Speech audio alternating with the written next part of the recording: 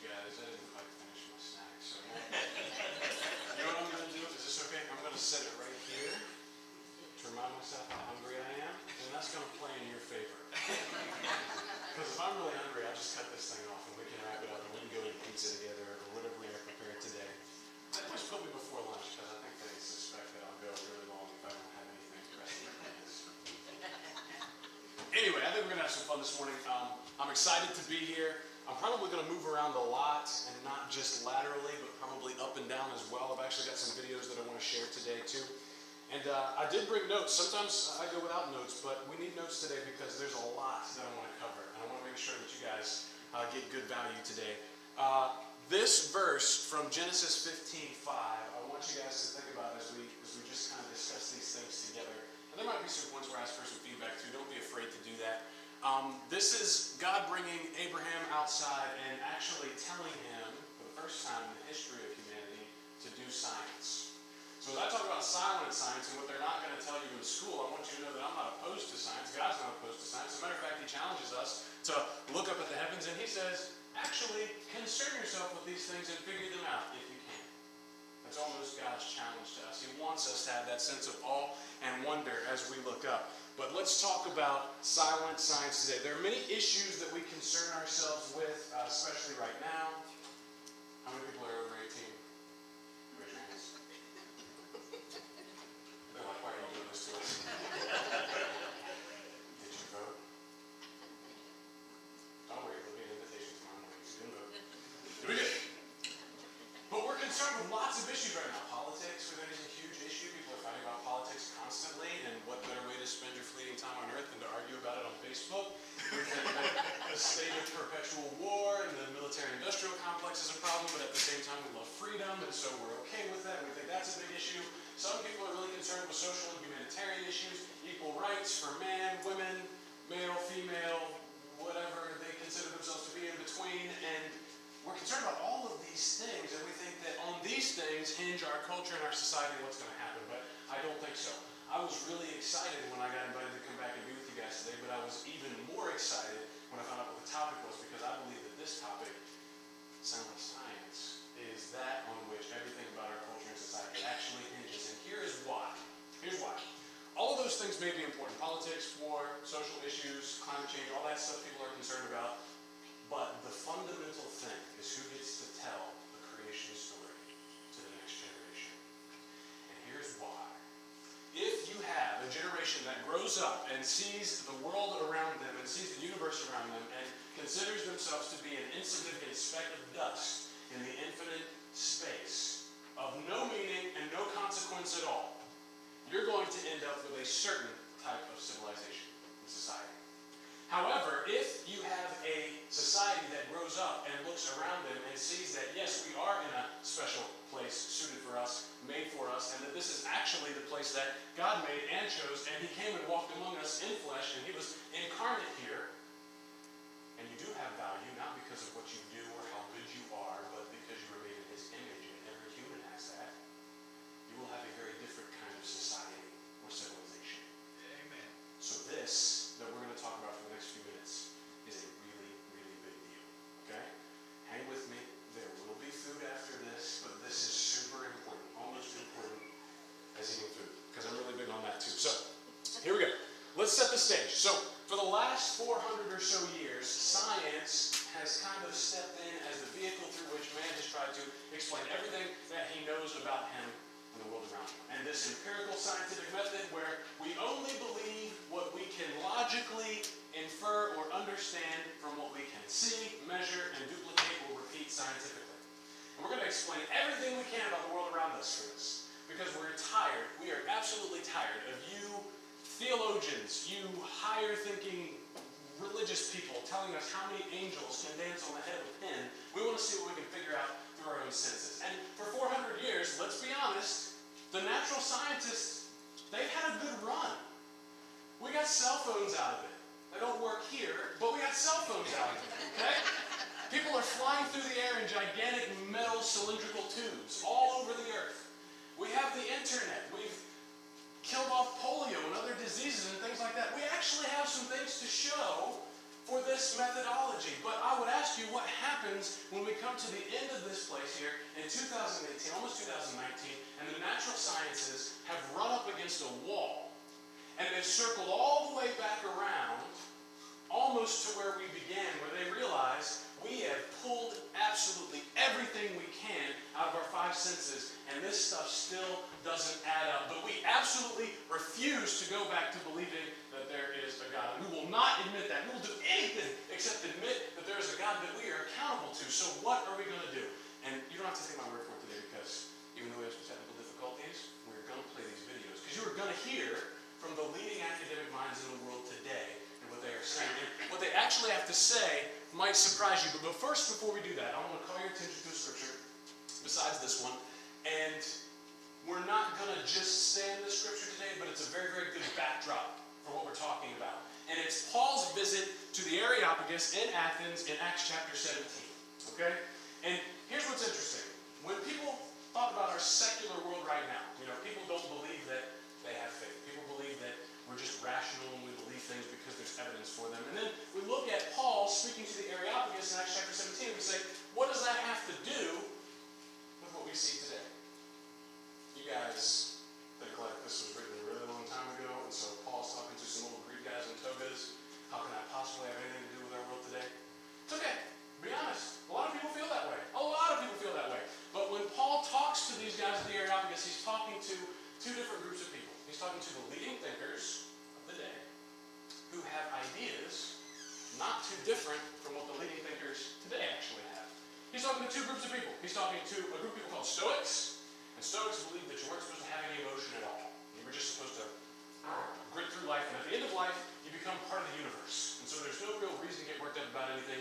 Just be, is there a cranky guy at church who never smiles? Be like that guy, right?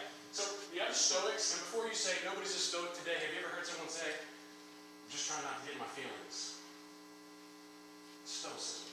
It's the same thing. Or I'm tired of letting my happiness depend on how other people treat me. I'm not even going to feel it anymore. I'm just going to be mean to people because they're all mean to me. You've got an annoying friend that does that like every other week. And then they go back to whatever they were doing. They're trying to be Stoic. It's the exact same thing that Paul's encountering. And then alongside of the Stoics, there was a group of people called the Epicureans. And the Epicureans basically said, when you die, nothing happens. So while you're here, you might as well have as much fun as you can and try to stay away from as much pain as you can. So they essentially, back in, 60 AD, were saying YOLO, and we think that's new. It's not new. It's just as lame as it is now. But we're very Epicurean now. You're young. Just live life. Have as much fun as you can. The point of life is to be happy. If it doesn't make you happy, you don't need it. Be happy. Get pleasure. Have fun. Do all these things. And try to stay away from anything that makes you uncomfortable and unhappy. Does that sound familiar? It's exactly how a lot of people are living today. And it's exactly who Paul was talking to back in Acts chapter 17. So before you look at the scripture and say, this has nothing to do with what I'm dealing with in my classes, nothing to do with what I'm dealing with these professors who don't believe in God, nothing to do with my dramatic friend who calls me every night and complains or texts me or FaceTimes me about it, has everything to do with that. Okay? And here's why. Paul goes to the Areopagus and he says, I perceive you guys are very religious. Because while I was here hanging out and I was dialoguing with all of your peeps here in Athens, I noticed that you got thousands of idols to pretty much everything, and you've got one that you can't quite put your finger on, but you know it's there, and you know it's real, so you have an altar to the unknown God. And I know you're a religious people. And people say, well, we're less religious now than we were then, and that's not really true. We might not want to attach ourselves to institutional religion. Let me ask you guys this, young people. You have a friend that says, I'm not religious, but I'm spiritual.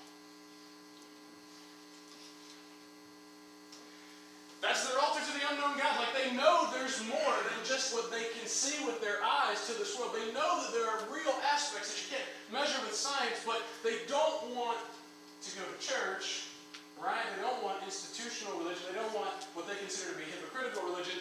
So I'm spiritual now, right? I'm one with you. I'm one with myself. Girl, find yourself. That's what all this, it's the same stuff, okay? You have friends that are here.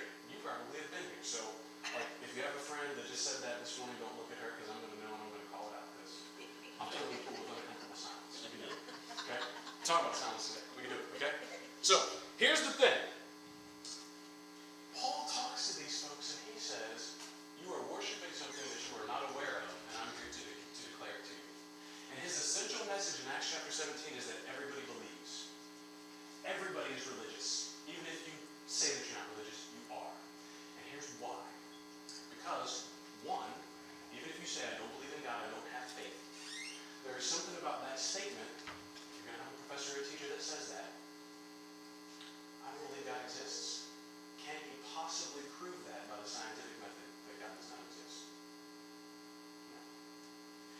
he's kind of Epicurean, and he says, you know, when you die, you just die. So live the best life you can, leave a legacy, leave an impact, be a philanthropist, you know, do something positive that people remember you for, but when you die, nothing happens.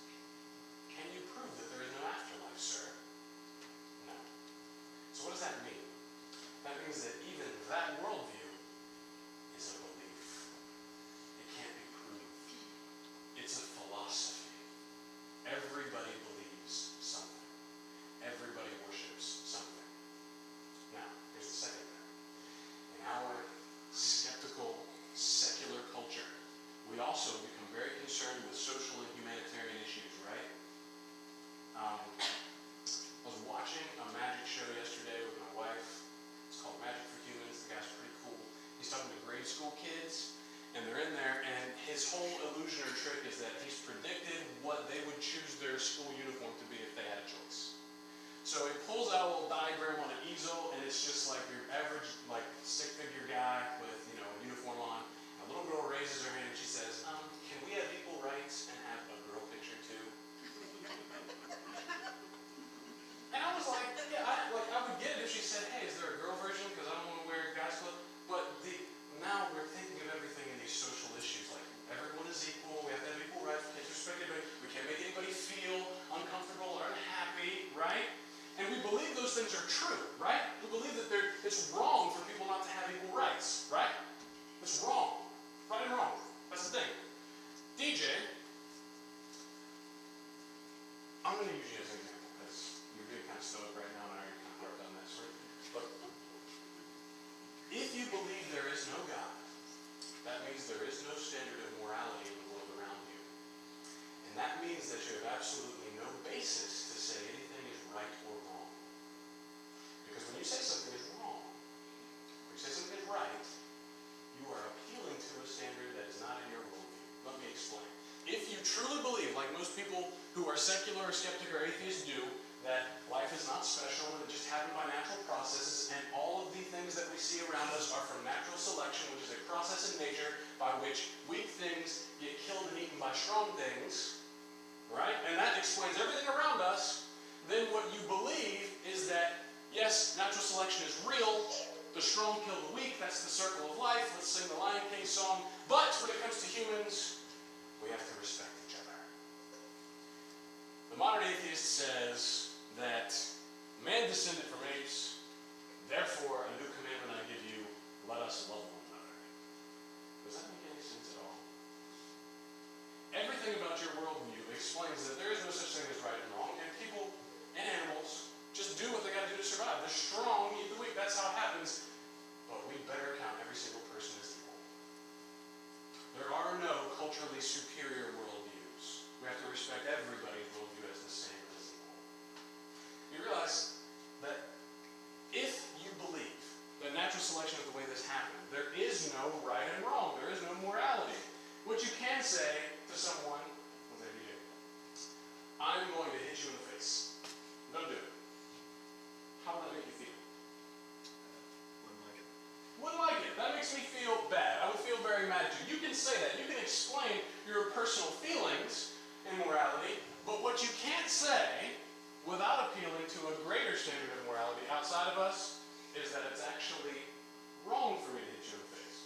Therefore, you're allowed to say to me, I'm not going to like how that feels. That would make me feel very sad because I would prefer that you didn't hit me in the face. And I would say, well, I prefer that I hit you in the face right now. And you're currently sitting, and that means I have leverage, and this is the strong beating on the weak. So, natural selection, but there's nothing wrong about that by a naturalist worldview. But nobody actually believes that, now do they? The same teacher or professor that would tell you that natural selection is how we got here would tell you that if you punched your classmate in the face, it was wrong. It doesn't add up, does it? So what I would say to you is that the silent science in our world, before we actually jump in and hear directly from them, is a situation where people think in one world, but they live in another. They say that there is really no purpose, there is no right and wrong, but when they go home and see their family at night, they believe very much that they actually love them. They say there's no right or wrong, they say there is no purpose, but you don't have the right to tell me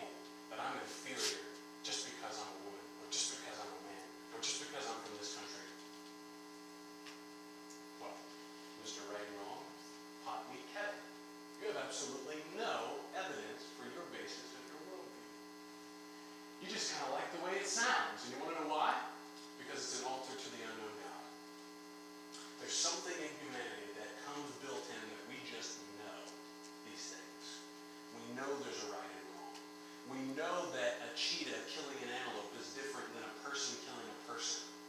We know that murder is different from killing. We even make a distinguishing, we even distinguish between someone shooting a deer for sport or shooting a deer and then consuming that deer, right? We know these things. We know that love is real. We know that there is more, and we know that when you die, that can't be all that happens. Everybody knows these things, okay? So let's move forward just a little bit. These are philosophical questions. They are deeper. They are beliefs. All the things that we're concerned about, we can't even touch without appealing to a worldview that we say doesn't exist, but it gets worse. Because we've been talking about kind of like the high and airy stuff now. You know what? I'm going to talk about some actual science. Is that cool? And I'm not even going to actually talk about the science. I'm going to let people who know the science and who are writing the science actually talk about the science. I know that what you guys are thinking is, well, we're going to talk about evolution. We always talk about evolution. I was teaching evolution. But can we just put the nail in that one? Can we just say that one is done? Can we honestly, we don't have to spend 30 minutes today explaining that they actually don't have any transitional forms between species. If you get into an evolution debate with somebody or a teacher, just admit, yes, I believe in microevolution. I believe that animals of the same species can have variation and change over time. That's how we ended up with pit bulls and Rottweilers, Pomeranians, and Pokedoodles, or whatever people are putting together today, right? This stuff happens, it exists, but you can't show me one fossil in the record where a dog has become a feline. That sort of thing doesn't exist. You don't have the evidence for it. So can we put the nail in that? Like, it's really not that hard. Evolution's really dead. And they kind of know it's dead, so they have to back it up with a contingency. And the contingency for evolution is cosmology. So if we can prove that life evolved other places, then it makes sense that it evolved here. So we can plot out the history of the universe and the origin of the universe, and we'll be able to prove that there was no God who created this. So let's do it. Let's get to it. Here's what we're trying to do. Now, I'm not going to beat on that dead horse for the rest of the day, because this is actually worse than just evolution or the origin of life. When it comes to cosmology, does anyone know what cosmology is? What's cosmology? The study of where things come from. The study of where things come from, particularly with reference to our universe, our galaxy, our local neighborhood in our solar system, all the things that we see out in space, right? Because if we can't really explain how things started here, well, maybe if we can explain how things started everywhere, then what happened here might make sense. So that's what cosmology is. And I'm just going to let you know that 97% of it is missing. Look, I'm going to tell you that they have zero idea what is going on. And I'll show that to you by just showing you some of the leading thinkers in the world. So this is going to be Lawrence Krauss. He's a professor at Arizona State University, studied and obtained PhDs from all of the Ivy League schools. He's going to talk about cosmology for just a second. I might pause him a couple of times because it's super, all right, you'll see. You'll see what's going on. Here's Lawrence.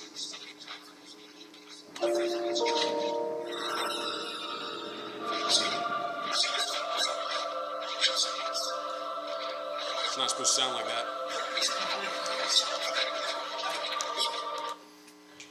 Try this one more time.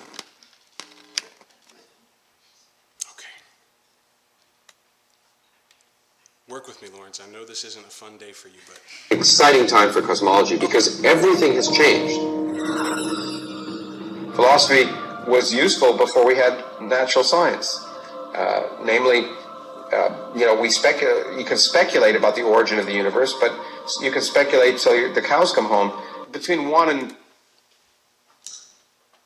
That's Lawrence Krauss admitting that we speculate until the cows come home about the origin of the universe because they don't know.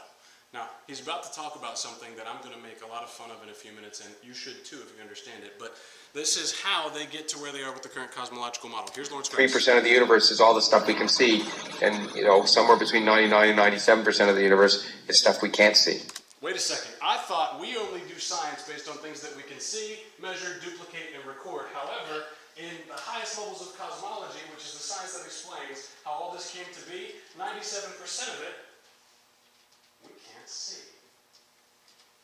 That's from his mouth, not mine. It gets worse. This is the beginning. I wouldn't say the good stuff. I wouldn't put the good stuff first. It gets worse. Here we go. This dark matter that dominates our galaxy, we think, we're virtually certain now, is made of some new type of elementary particle, different than the stuff that makes you and I up. It turns out the gravitational... Okay, so we have 97% of the universe that is made up of something called dark matter. Doesn't that sound like it's out of a sci-fi movie? Yeah. matter makes up 97% of the universe, and guess what? It's not the same kind of stuff that we can see, touch, taste, feel, measure, or even detect. At all. I'm going to explain why. Have you ever heard someone say the universe came from nothing? And you're like, how does that even make sense? Nothing, something can't come from nothing. But then they redefine nothing as something. Well, when they say nothing, yeah, it's weird, right? That's someone almost passed out of it. Get some tissues, noses are going to start bleeding soon. They don't really mean nothing. What they really mean is dark matter. This is what they're attributing to be nothing. Now, he's going to talk about some of this here really quick, and we're going to break it down. Energy of every galaxy moving away from us is zero. And that's strongly suggestive that that the universe actually came from nothing. Things are moving in the universe. That is strongly suggestive that we came from nothing. Okay, keep going. In fact, every measurement we can make about the universe is really consistent with the universe that came from nothing. Well, it's a strange time in cosmology. It's an interesting time because we don't understand anything. This is too good. Like, come on, we can do this all day. He's not done. Here we go. Or rather, we don't understand nothing because it's... Okay, now we have bad grammar and bad science. I don't know what to do with Turns you out guys. nothing is almost everything. Turns out the dominant stuff in the universe is nothing, and we don't have the slightest understanding of why. Whoa! Did you guys get this? This is the guy that's going to stand in your auditorium as a freshman at Arizona State University and tell you, there is no God. We have proven it. Okay, well, what do you got? Well, I got 3% of the universe that I can account for. The other 97% is made of a substance called dark matter that we can't see, read, measure, or feel. And based on the way the planets are moving, we now know that the universe came from nothing, which is really not nothing, it's everything. But we can't say it's anything but nothing because it moves too fast for us to measure it or see it. But our equations don't work unless it's there. Perfect. It's really simple. It's really, okay, come on, Lawrence, give me something good. Nothing is really not quite nothing. Nothing is really a boiling, bubbling brew of virtual particles that pop in and out of existence in a timescale so short you can't actually see them. Now, nothing is not actually nothing. It's a boiling, bubbling pot of witch's brew. Okay. you might say, if they exist for a time that's so short you can't even see them, it's like counting angels on the head of a pin. Where have I heard that before? I digress. It's like philosophy, it's not like physics. It's philosophy, it's not physics. He's admitting this is not science.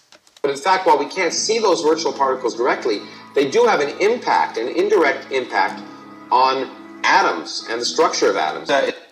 So, the thing that's controlling the universe, makes up most of the universe, holds the universe together, explains all of the physical things that we see. We can't measure or see, but we know it's there because of its impact on everything around it. Kind of sounds like somebody that I know who asked me to number the stars if I could. But never mind that. Lawrence, I know what you're saying isn't religious. It's kind of a cosmic natural selection. It's not fine-tuning. It's not religious. Okay, I'll take your word for it. Like some people think. It's the opposite. The reason the universe appears to be so tuned for our existence is not because some divine intelligence decided, I want to create a universe so people can be in it, but rather, if we're any different, we wouldn't be here. And there's no evidence of planning or purpose in the universe. That's logical. I'm following. As far as we can tell. The two lessons of cosmology that I like to give people are one, I want you guys to watch. This is the worldview that we talked about at the very beginning. Okay, this is the nihilistic, no purpose, no meaning, no right or wrong. This is the ultimate conclusion that a person will reach if they're honest about it. At least Lawrence is honest because he's willing to say this. we're more insignificant than we thought we were before. You are insignificant. You don't matter. Or you're completely insignificant. All of our human drama and everything else is more irrelevant when it comes to the cosmos than it was before. So we're insignificant and the future's miserable. So those are the two things we've learned. You're insignificant and the future is miserable.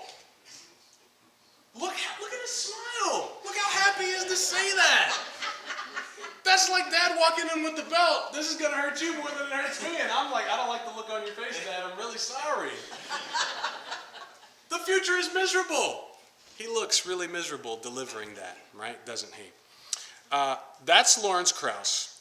And what I want to do is, I'll just pull up another video in a second, but let me just summarize what he just said, even though I paused it a couple of times. Basically, our guy Lawrence Krauss just said that cosmology is in a crisis because it essentially followed Isaac Newton's physics laws as long as it could, and then when we couldn't prove with the same physics that we could measure here on Earth, we couldn't even prove simple things like that the Earth was actually moving in space. By the way, you guys didn't know we can't prove that with Newtonian physics. That's why Einstein had to come along and bail us out. They couldn't prove basic things like that until Einstein came along and developed his theories of relativity and special relativity.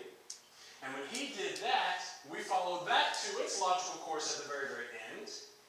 And even at the end of that, we come to a place now where 97% of what we see, observe, measure, and do science on, we can't explain without a non-existent substance that isn't made of anything that we've ever witnessed or measured before, being put into our variables and our equations to make the whole thing stand up. Even with this dark matter, you guys heard of multiverse? Infinite variations of universes again and again and again and again. We happen to be in the one that you're currently living in conscious in right now. You guys have heard of this before? Older folks watched Star Trek. They talked about this stuff back in the 60s and 70s. Folks a little bit after that watched Doctor Who. Some of you guys have heard of this now. It's something like the butterfly effect, right? Every choice you make or every decision represents a different possibility that could have happened and did happen somewhere in an alternate parallel universe. Well, the reason why they had to create the multiverse is because even with dark matter, that still doesn't explain how fine-tuned and special our position in space is and how we're actually able to live and be aware that we are living. Okay? So, we now have dark matter, and we have a multiverse, infinite universes, and we also have the magic of billions of years of time just so that we can feel good about not knowing 97% of what we're talking about. That is where we are in terms of explaining our existence and how we came to be. They're not going to tell you that. They're going to keep quiet about that. Because you're going to open up a textbook, or you're going to hear a lecture, and they're going to talk about Big Bang cosmology. And they're going to say, we know from looking out into the universe and what we see around us that 15.4 billion years ago, lots of things go boom. And then after that, the universe expanded at a uniform pace. And there's no special direction in space. Everything is the same. There's no up or down or left or right, and we just happen to be this pale blue dot in the middle of nothingness. That's what they're going to tell you. But the whole of cosmology rests on the existence of this dark matter, which has come to be called nothing. And I would just ask very seriously, if our scientists only followed the evidence, and they only believed things that could be measured, you're telling me that something that is out there that we can't see, measure, or contain, that's of a totally different kind of existence or type of consistency that we are, and is responsible for everything that we see in the universe existing and sustaining that we can see. I wonder if Lawrence Krauss has ever read the book of Colossians. Because I think he finds some interesting ideas there. He's coming right back around to things that aren't concerned with the physical sciences, but philosophy, theology, and metaphysics, or things that are behind this physical universe. And the cool part is, this book right here says an awful lot about it, has an awful lot of explanatory power for all of the things that are giving cosmologists so much trouble today. But wait, there's more. You ready? We're going to have too much fun. Do you guys know who Michio Kaku is? Michio Kaku is another leading astrophysicist. He's from the New York University, and he is catching some flack and ire today because though he's one of the leading thinkers, he actually is a little bit more honest than most other folks in the field. And here's what he has to say about cosmology. He's just going to tell it like it is. There is a crisis in cosmology. Usually in science, if we're off by a factor of 2 or a factor of 10, we call that horrible. We say something's wrong with the theory. We're off by a factor of 10. However, in cosmology, we're off by a factor of 10 to the 120. Quick, someone do that math for me. Who's good with exponents? 10 to the 120. It's got 120 zeros after it. Oh my goodness. That is 1 with 120 zeros after it. You are the greatest thinker of our time. Yes. love that. This is the largest mismatch between theory and experiment in the history of science. Okay, Michio Kaku, leading astrophysicist, says that our factor being off 10 followed by 120 zeros is the greatest scientific mismatch between theory, or what we expect to see, and what we actually measure and see ever in history. Who likes math? Any students like math? I don't like math. My mom was a math teacher. I was destined to hate it. She used to wake me up in the morning, not with an alarm clock, but when I was in anyone have trigonometry? I have this thing called the unit circle. Anyone remember the unit circle? She would walk in and quiz me on that thing to wake me up. And I'd just be yelling, pi r squared! I don't know, let me go to sleep. That's why I was really happy when I got my own car. I'm going to get McDonald's breakfast today. I'm not going to worry about trigonometry. Anyway, what happens if you're off by 1 on the math test? Do you get the question right or wrong? Let me ask you a question. If you had 120 questions and you were off by 1, do you think there's something wrong with your method? Do you think you might want to re-examine your premises or your assumptions when coming to your math test? Maybe there's something that I've overlooked. Maybe there's something that I'm missing. Let me just put this into perspective for you. 10 to the 120th is actually a number that is so big that we can't write it out. It's so big that it would be more than the grains of the sand on the planet. And it's actually so big that there are more zeros in that number than there are atoms in the currently observed universe. That's how far off we are. That's what being off 97% actually means. Do you think they're talking about that in your science class? Heck no.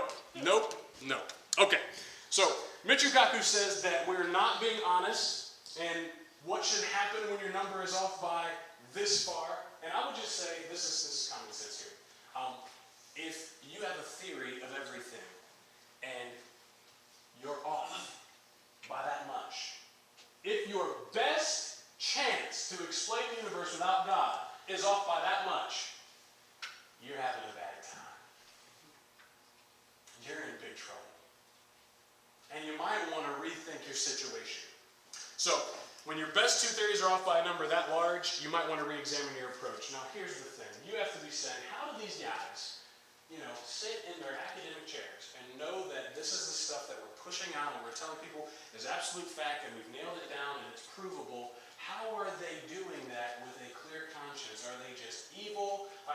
Do they just not care? Do they think that we're just too dumb when they admit it by their own words what is actually going on here? And I would actually put to you this morning that even though your high school or college professor might have to really believe that this is okay because their job is on the line and they can lose their job if they teach anything else, that the people at the various highest levels of academia right now, like these guys, the Lawrence Krauses, the Michio Kakus, Richard Dawkins, we'll hear from him in a second, guys like Neil deGrasse Tyson, who's now a celebrity, all these guys, they know they're at the end of the road.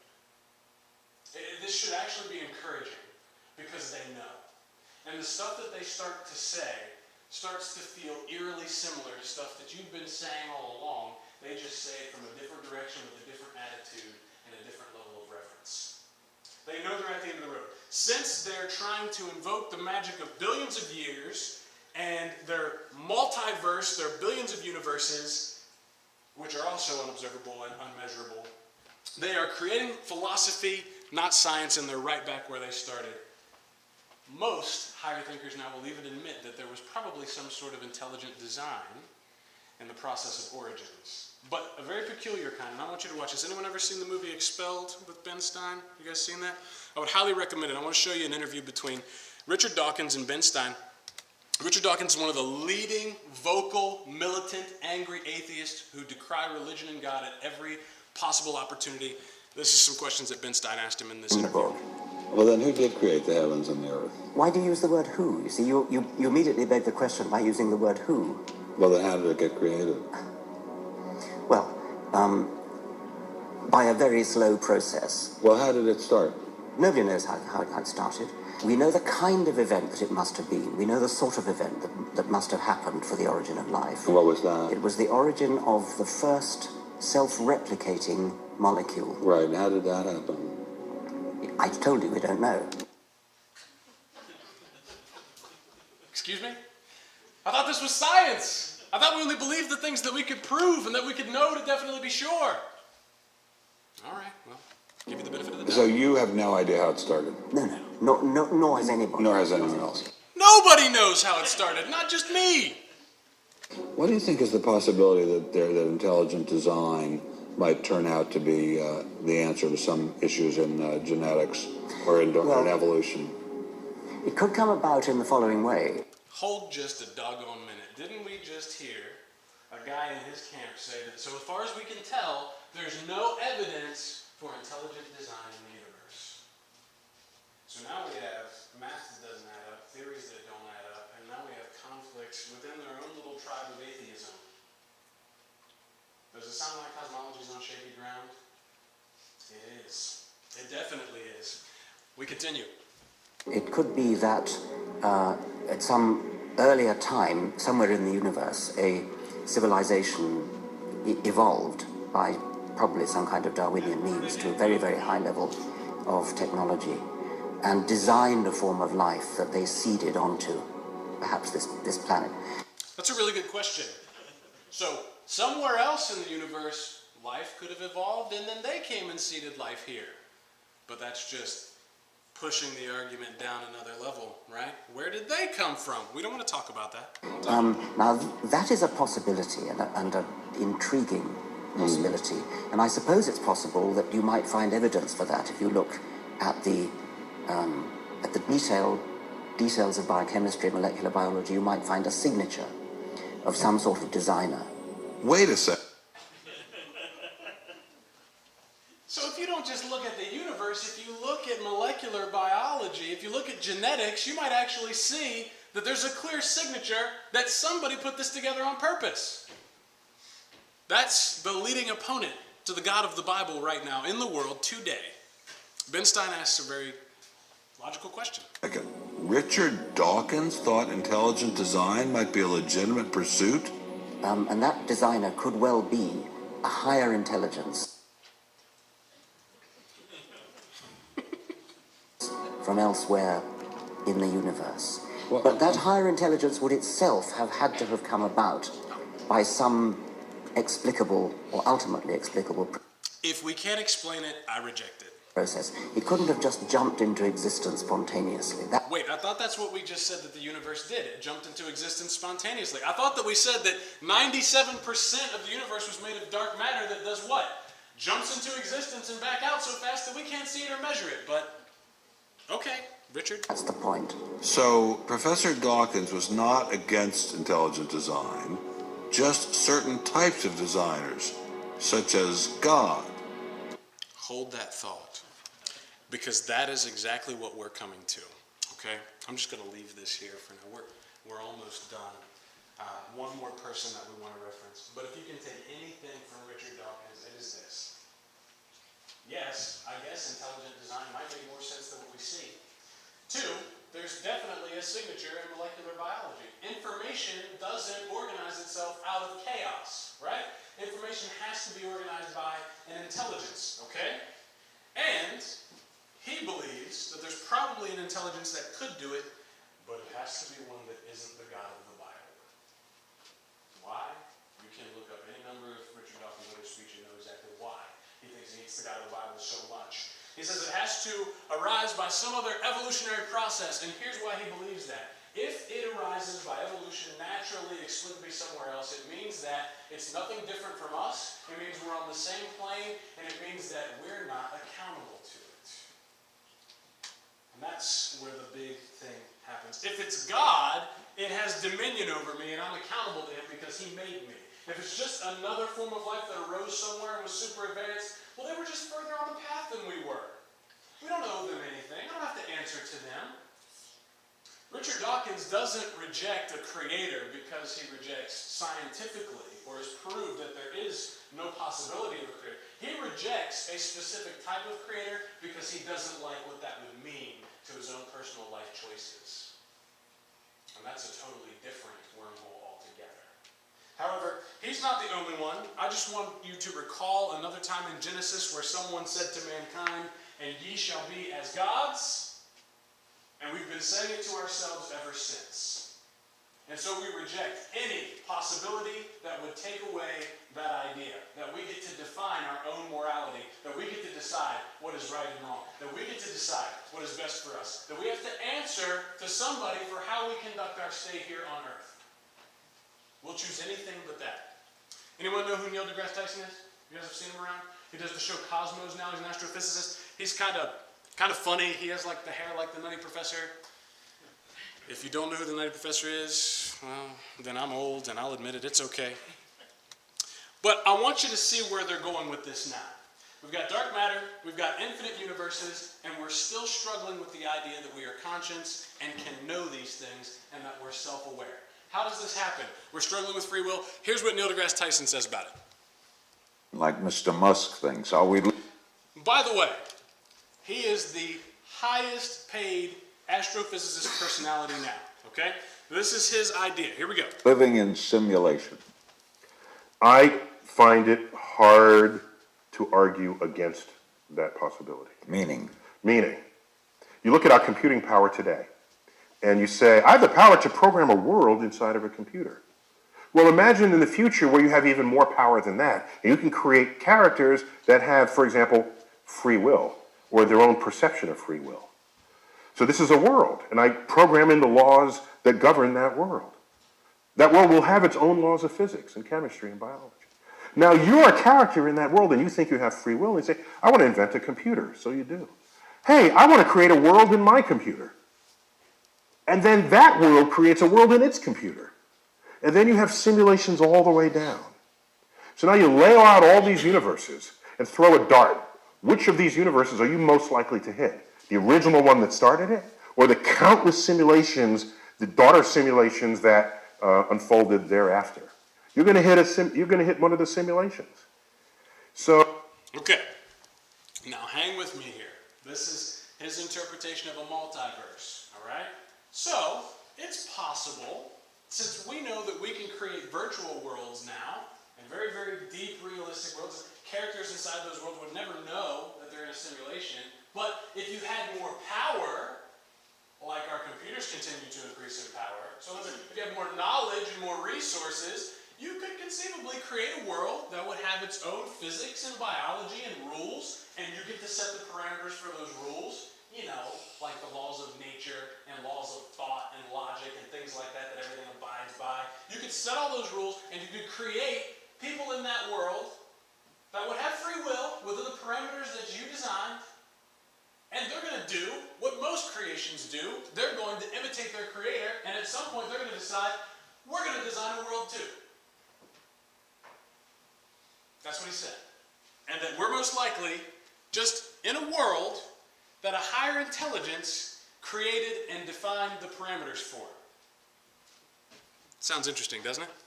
Okay, here we go. So statistically, based on that argument, which first appeared by a philosopher from Oxford named Nick Bostrom back in the 1990s, right when computers were becoming real enough to think this through. Thanks, Nick.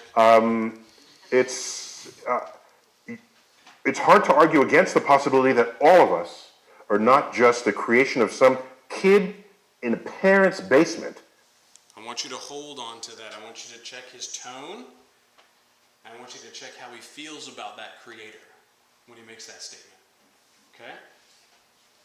Programming up a world for their own entertainment. And then every time something weird happens in the world, some disruptive leader takes charge, and I wonder if that programmer just got bored and had to stir the pot. So they throw somebody in there just for their own entertainment. For me, that's some of the best evidence that we live in a simulation.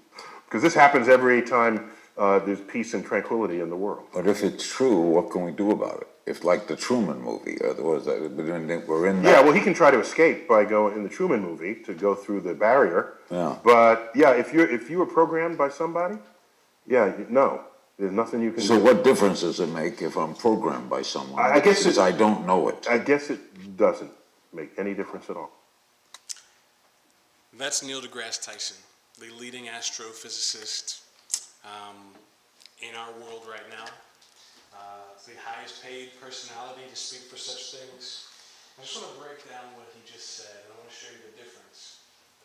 He just said it's very hard for him to argue against the reality that we're probably living in a programmed universe or world that was created by a higher intelligence who set the parameters for things like physics, biochemistry, gave the people inhabiting the world free will.